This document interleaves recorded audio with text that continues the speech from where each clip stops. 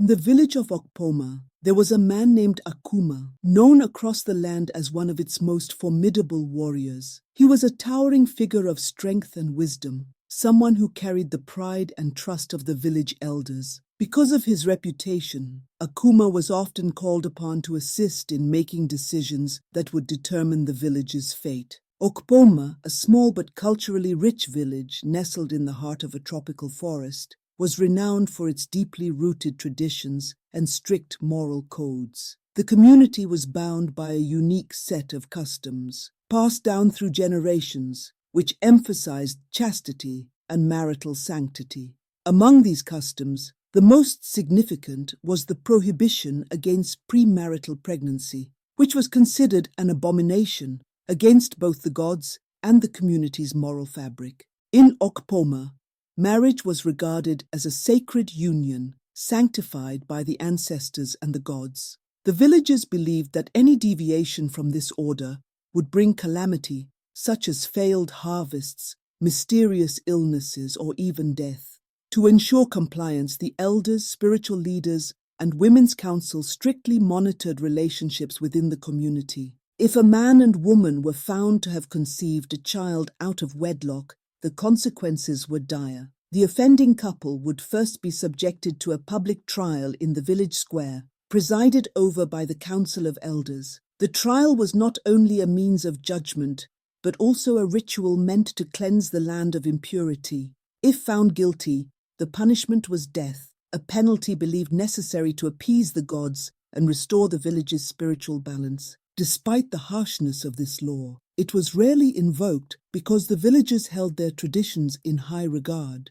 Young men and women were taught from an early age about the importance of upholding their family names and the consequences of violating the moral codes. Courtship was a highly regulated affair, often involving chaperones and strict rules to ensure propriety. Living with Akuma was a young man, Adim, his sister's only son. Adim had grown up in Akuma's care, never knowing his parents, who had passed shortly after his birth. To Adim, Akuma was a father, a protector, and a teacher in the ways of the world. As Adim grew into a young man, Akuma had always warned him to mind his ways about keeping a relationship that would not go against the Okpoma's tradition, nor the type of a relationship that would soil his dignity as the village's warrior he was known for decades. In the heart of Okpoma, Akuma, a respected elder and one of the fiercest advocates of the village's moral laws,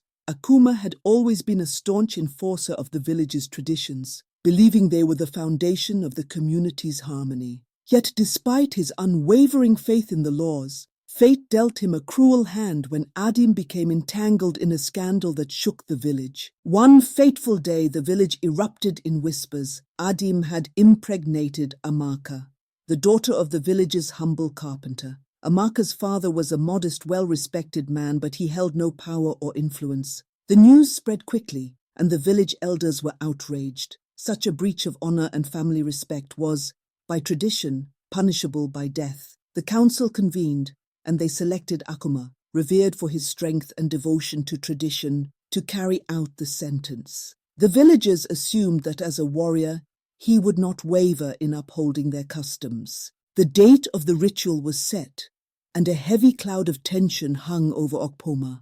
Though Akuma's heart was torn, he showed no outward hesitation. But as the days passed, Oketo approached Akuma. He had known Akuma's family since his youth. Oketo spoke in a voice laced with wisdom and compassion. He said, "Akuma, remember that Adim calls you father. He does not know his parents. He has only you in this world.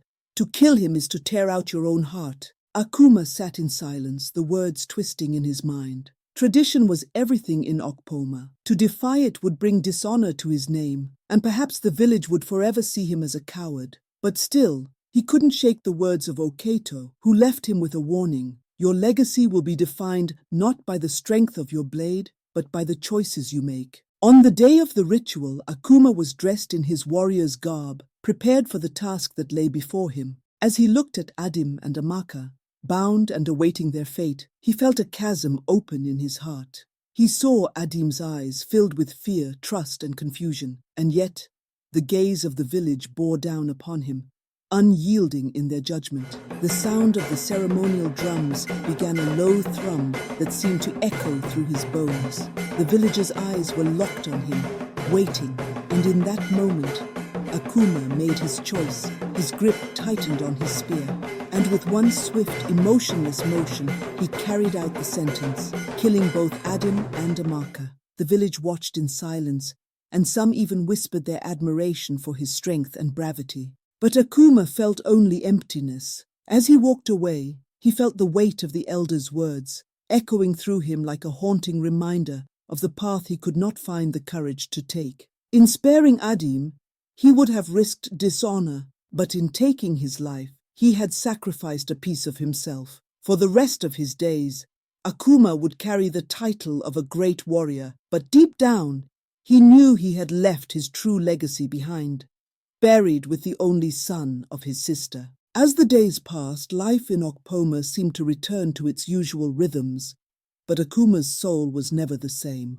Outwardly, he went through the motions, performing his duties as a warrior and advisor, his every step steady and calculated as always. Yet, a deep and unrelenting sorrow now inhabited his heart, an ache that clung to him even as he fought to suppress it. His decision to uphold tradition, to carry out the sentence upon his nephew and Amaka, had left scars that no amount of honor or respect could heal. But soon the people of the village began to notice small changes in Akuma. He no longer lingered with the elders after meetings, nor did he join the men in their evening storytelling around the fire. Instead, he would slip away, walking the paths through the forest, seeking solace in the quiet whispers of the trees. Sometimes he would sit by the river, staring at the water as if hoping it could carry away his pain.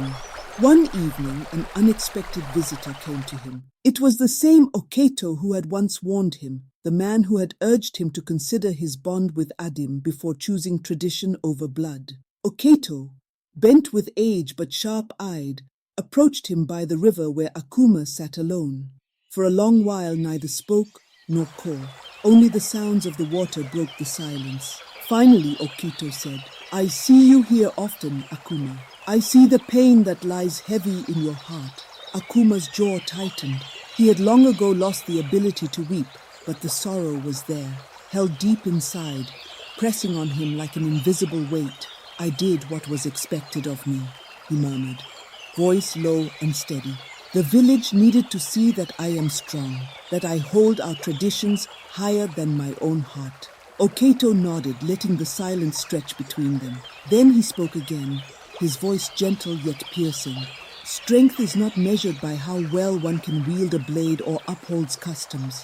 True strength lies in knowing when to protect what is dearest to you, even if it means defying the world." Akuma closed his eyes. He remembered the way Adim had looked up at him all his life, with trust and admiration, a bond unspoken yet profound. He remembered his nephew's laughter, the way he had watched and learned from him. In those memories lay the sharp sting of regret, a pain that cut him deeper than any spear or sword could. "But what of my honor?"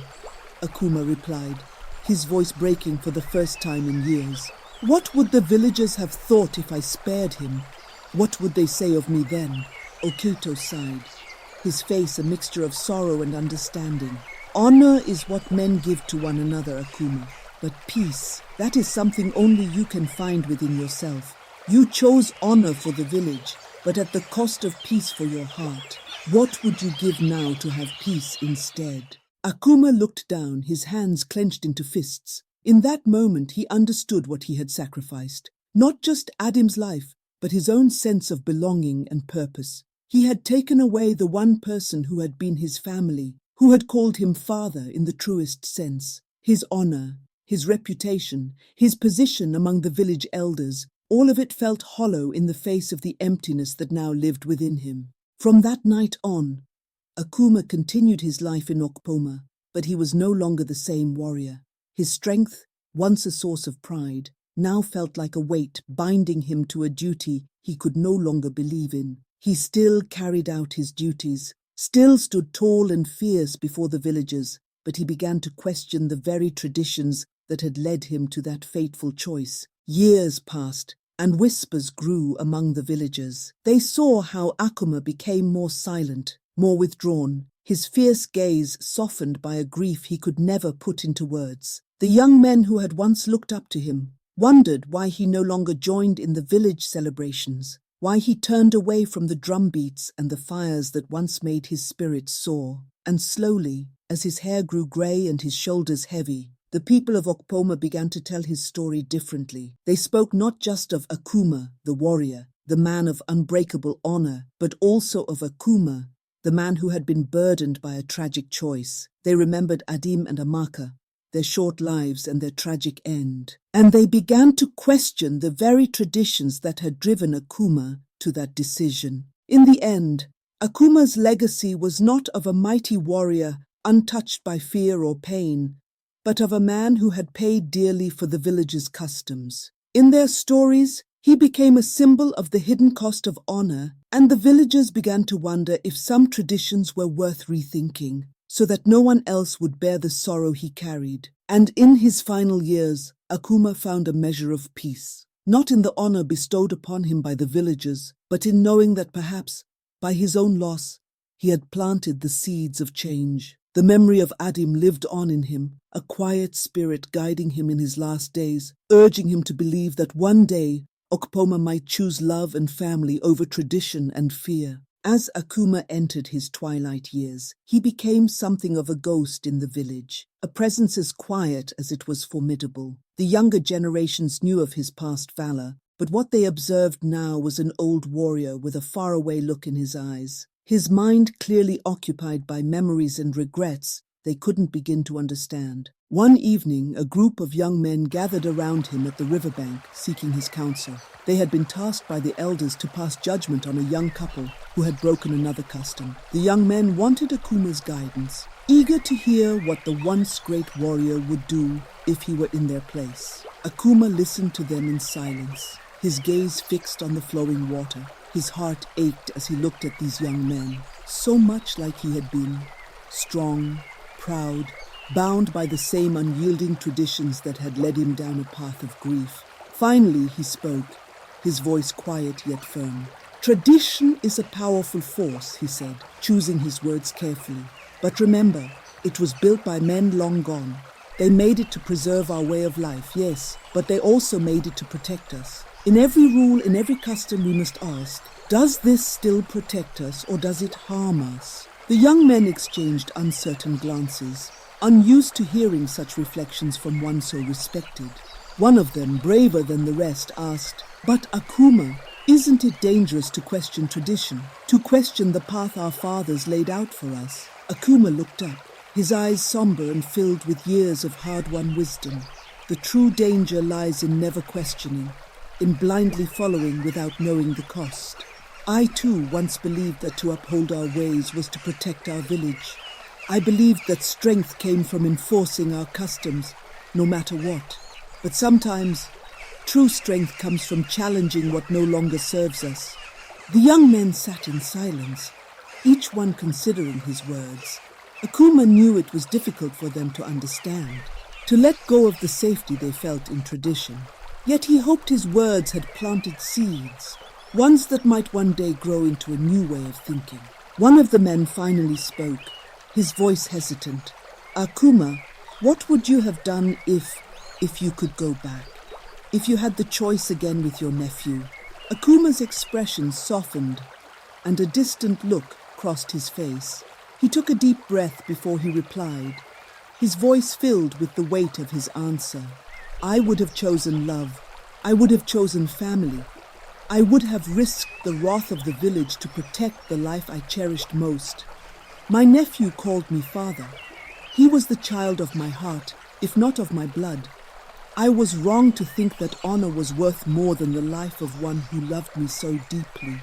In that quiet confession, the young men saw Akuma not as a warrior, but as a man who had suffered the consequences of a choice he could never undo.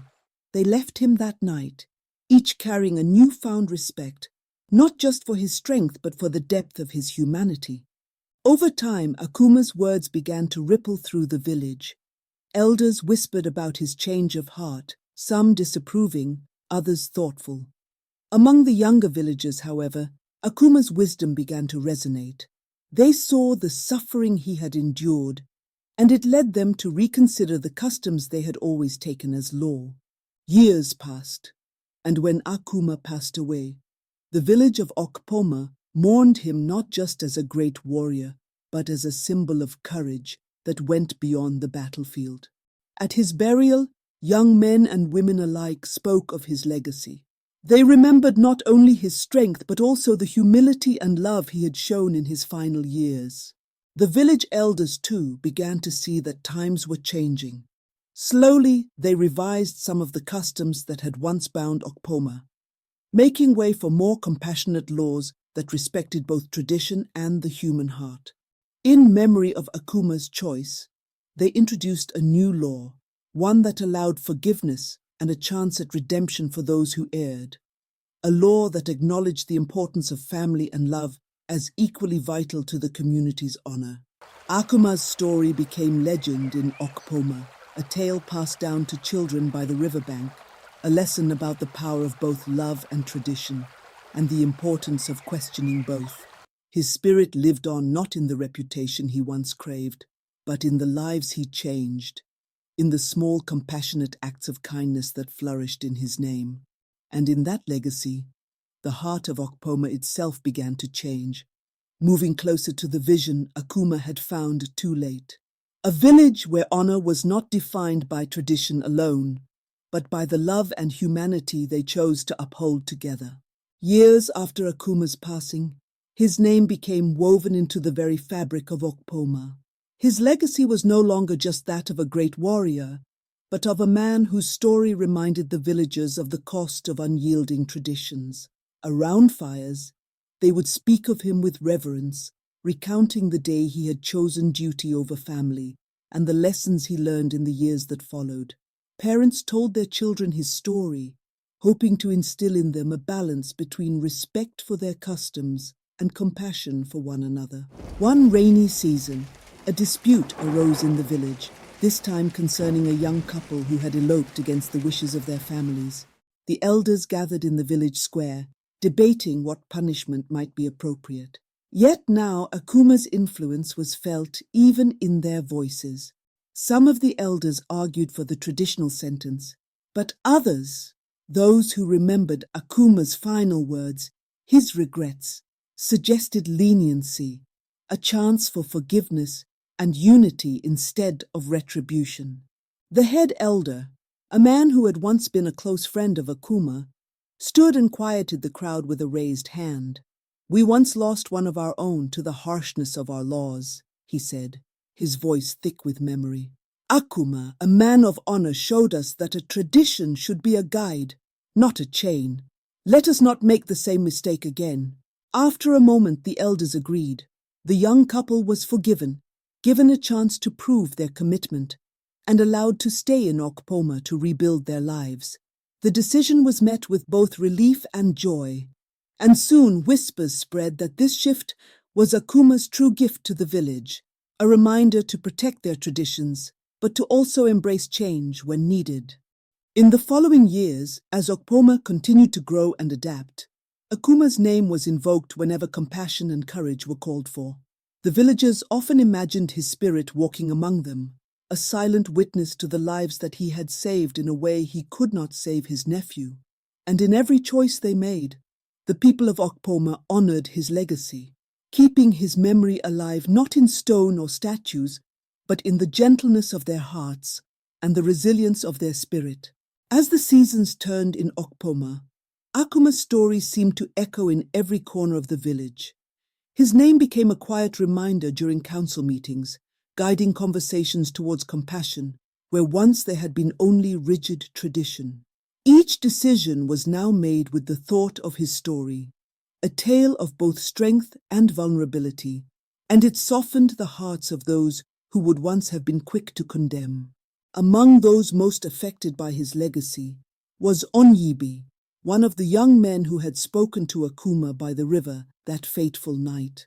Onyibi had been deeply moved by the warrior's regret and his final confession, and he carried that wisdom into his adulthood. As time passed, Onyibe rose to a place of influence among the village elders, guided by the values that Akuma had instilled.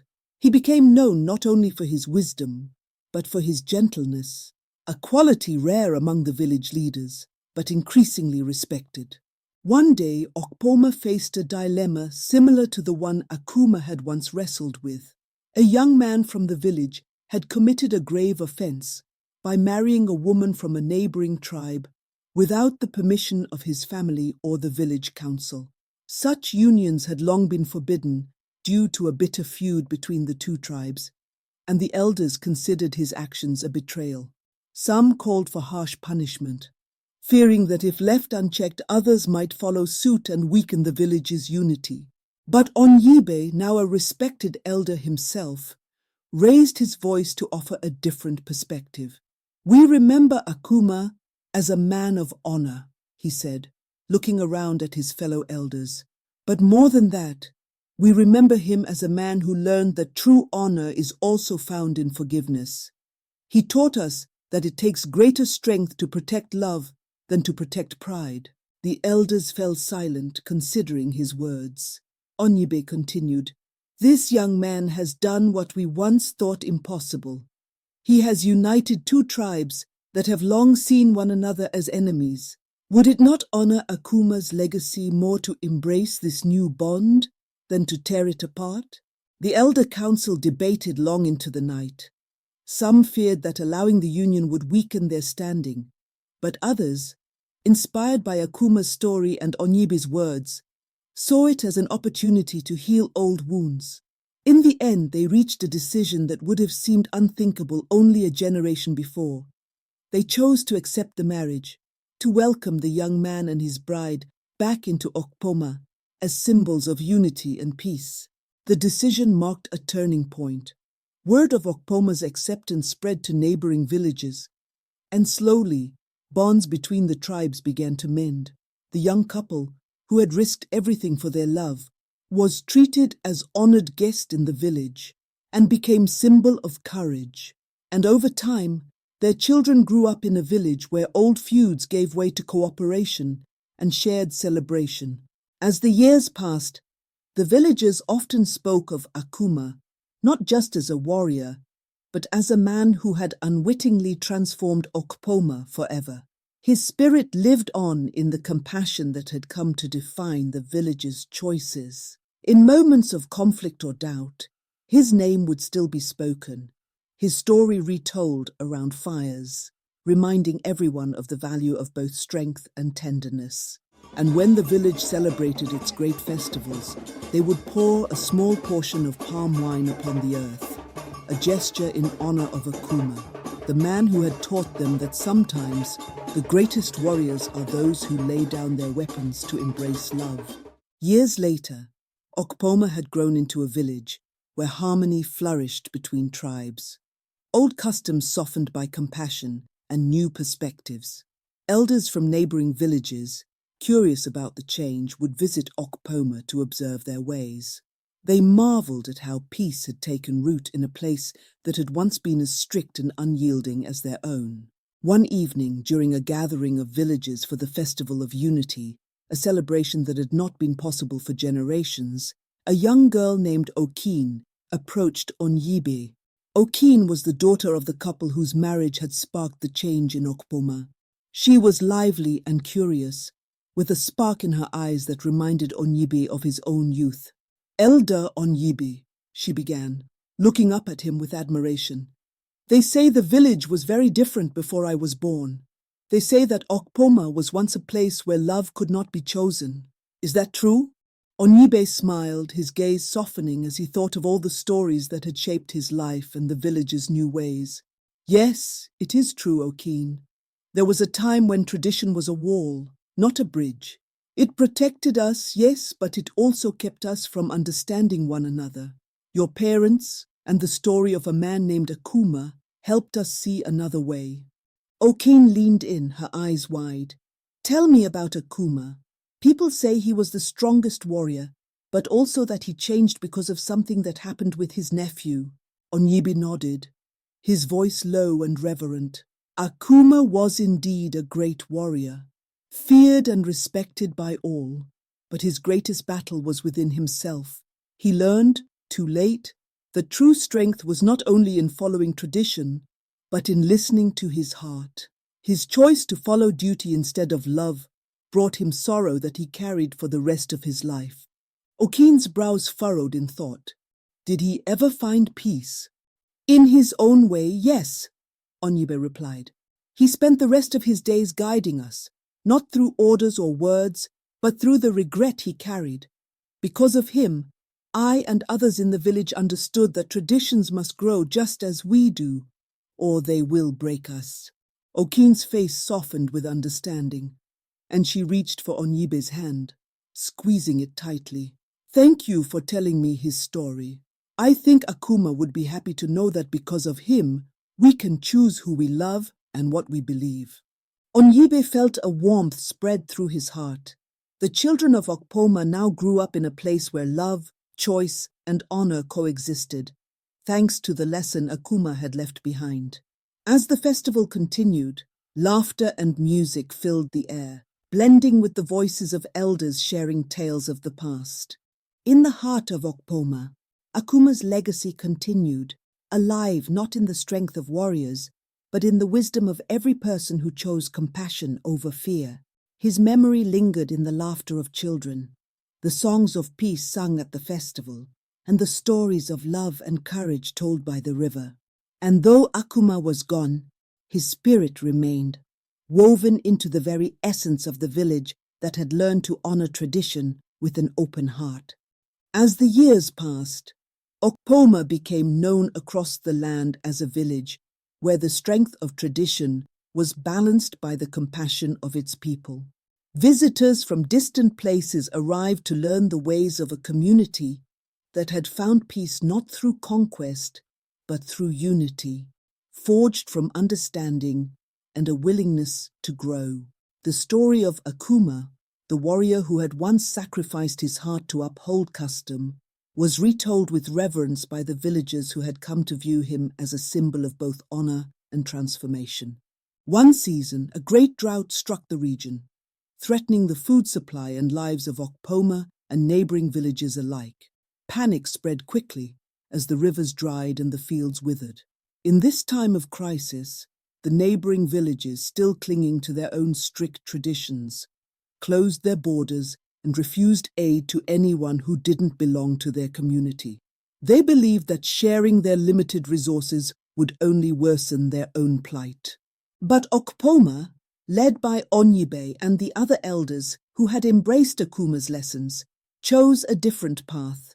Rather than retreating in fear, the village gathered, deliberating under the vast Akparata tree that had stood through generations, weathering every hardship.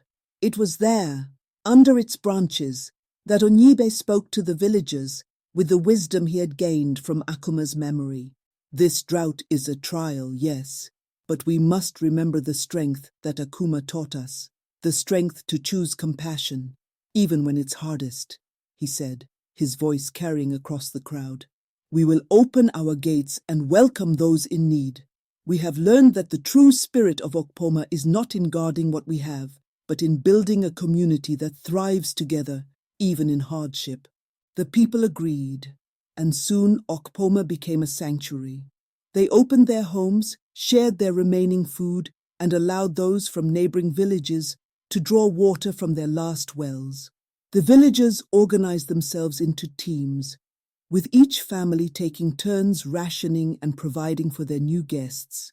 Though they sacrificed much, their hearts were lightened by the unity that grew between them and those they had once considered strangers. Days turned to weeks, and just as their resources began to dwindle, the rains finally returned. Streams and rivers surged with fresh life, and fields turned green once more. Okpoma rejoiced, grateful not only for the rain but for the bonds they had forged with others during their time of need. And the people who had found refuge there, those who had once held to their own rigid customs, left with a new respect for the village that had welcomed them without hesitation. Word of Okpoma's actions spread far beyond the neighboring villages, and their story became a testament to the strength of a people who chose love over fear. Elders from distant lands came to sit with Onyibe and his council, seeking guidance on how to balance tradition with compassion. Onyibe and the other villagers spoke humbly, crediting Akuma for teaching them that strength without mercy leads only to suffering. Decades later, as Onyibe grew old and prepared to pass his role on to the next generation, he gathered the young ones around him and told them once more the story of Akuma. Remember that our strength lies not only in our customs, but in our kindness, he told them. Akuma taught us that to truly honor our past, we must also embrace the present and make choices that bring peace to all. Akuma's legacy lived on in Okpoma, now a village where every story, every act of kindness, every welcoming hand was a testament to the man who had changed them all. The spirit of Okpoma had become a guiding light for generations to come, illuminating the path to a future where tradition and love were forever intertwined, a balance that brought honor to their ancestors and hope to their descendants. And as Onyibe took his final rest beneath the ancient Akparata, the villagers knew that both he and Akuma would forever be remembered as the quiet architects of Okpoma's peace. As the years turned to decades, Okpoma's reputation as a village of peace and resilience spread far and wide. Travelers who visited the village marveled at the harmony and strength that radiated from its people, a unity built upon tradition, yet softened by love and understanding. The story of Akuma, once a warrior bound by the strictest customs, had become more than legend. It was woven into the fabric of Okpoma, inspiring each generation to honor both their past and the humanity that bound them to one another. One warm evening, as dusk settled over the village, the elders gathered with the young under the ancient Akparata tree, as they did each year to share the story of Okpoma's journey. The youngest children sat wide-eyed, listening to the tales of Akuma, Onyibe, and those who had come before them. As the elders spoke, they reminded the children that while strength was cherished, it was compassion and courage of the heart that had saved Okpoma and built the life they now enjoyed. A gentle breeze rustled the leaves of the Akparata, as if the tree itself listened to the tales it had witnessed through the ages. One elder, his voice both soft and firm, spoke the final words of the story. Remember, the true strength of Okpoma lies not in the strength of our hands, but in the warmth of our hearts. Akuma taught us that even the fiercest warrior is also vulnerable, and it is in that vulnerability that we find the capacity to love, to forgive, and to grow. Our legacy is not merely in our customs, but in the choices we make to uphold the lives of those we love. As the last light of day faded into night, the villagers placed their hands upon the Akparata tree, a quiet gesture of unity, of remembrance.